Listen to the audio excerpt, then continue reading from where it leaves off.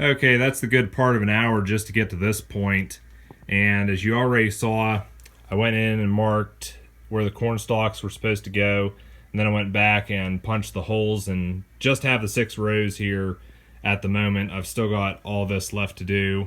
And I mean, this really took quite a while to do this. I'm spacing the corn stalks out at 1/4 inch apart, and you know, that might not be in scale, but if I was to do it in scale, A, it would take longer, and B, I don't think it would look right because some things just don't scale down as well.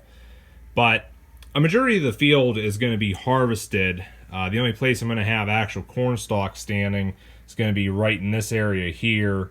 And I did the math. I can only have about 33 corn stalks standing per row for what I'm doing. So I don't know. I think the combine's going to be right about there, maybe, possibly.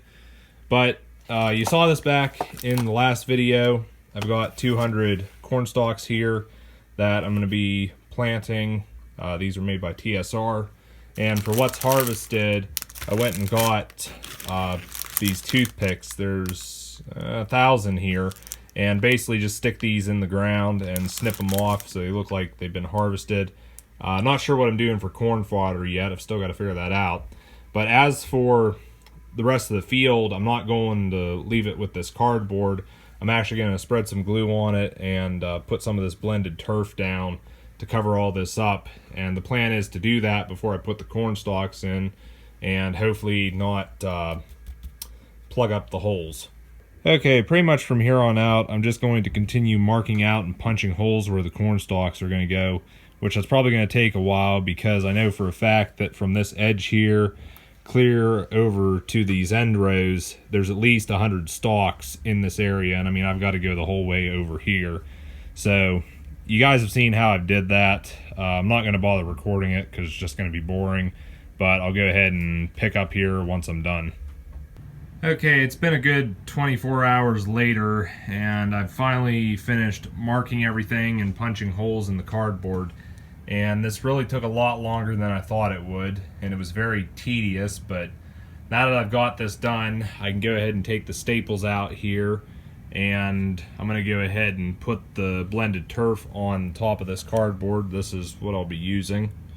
And I'm not going to be using any PVA glue or any water mixes because I don't want the cardboard to swell and warp. And instead of staples, I'm actually going to be putting this back down with some screws, and I've got my own little strategy on how to hide those.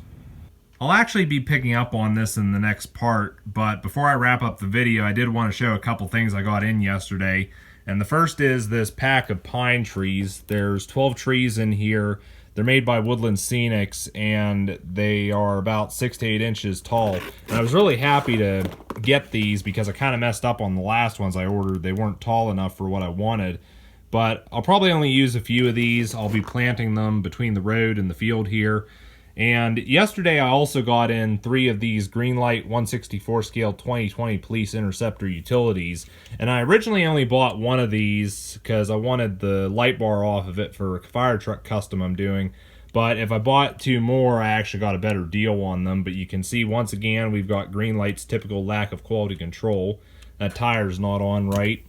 Tires aren't on right on any of these. But you can also see this one's the same way.